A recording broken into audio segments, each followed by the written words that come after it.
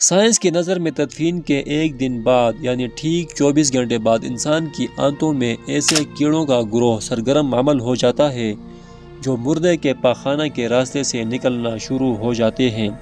ساتھ ناقابل برداشت بدبو پھیلنا شروع کرتا ہے جو کہ دراصل اپنے ہم پیشہ کیڑوں کو دعوت دیتے ہیں۔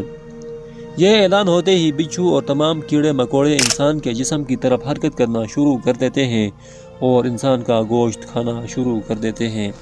تدفین کے 3 دن بعد سب سے پہلے ناک کی حالت تبدیل ہونا شروع ہو جاتی ہے۔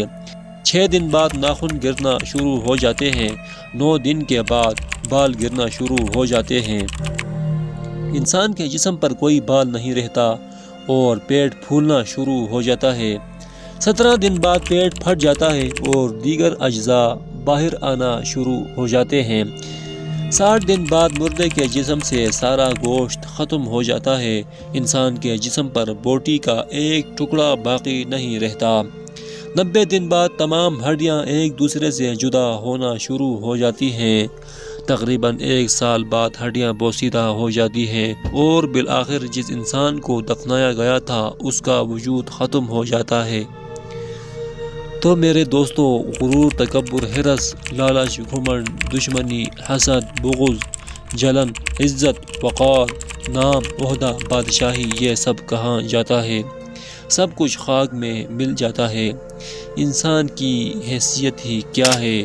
مٹی سے بنا ہے، مٹی میں دفن ہو کر مٹی ہو جاتا ہے۔ 5 یا 6 فٹ کا انسان قبر میں جا کر بے نام و نشان ہو جاتا ہے۔ دنیا میں اکڑ کر چلنے والا، اپنے آپ کو طاقتور سمجھنے والا، دوسروں کو حقیر سمجھنے والا، دنیا پر حکومت کرنے والا، قبر میں آتے ہی اس کی حیثیت صرف مٹی رہ جاتی ہے۔ لہٰذا انسان کو اپنی ابدی اور ہمیشہ کی زندگی کو خوبصورت اور پرسکون بنانے کے لیے ہر لمحہ فکر کرنی چاہیے، اللہ کو یاد کرنا چاہیے، ہر نیک عمل اور عبادت میں اخلاص پیدا کرنا چاہیے اور خاتمہ بالخیر کی دعا کرنی چاہیے۔ اللہ تعالیٰ مجھے اور آپ سب کو عمل کی توفیق عطا فرمائے اور ہمارا خاتمہ ایمان پر کرے اور کلمہ طیبہ نصیب کرے، آمین۔ اگر آپ کو ویڈیو اچھی لگی ہے تو اس ویڈیو کو ضرور لائک کریں۔ ملتے ہیں کسی نئی اچھی ویڈیو میں، تب تک کے لیے اللہ حافظ۔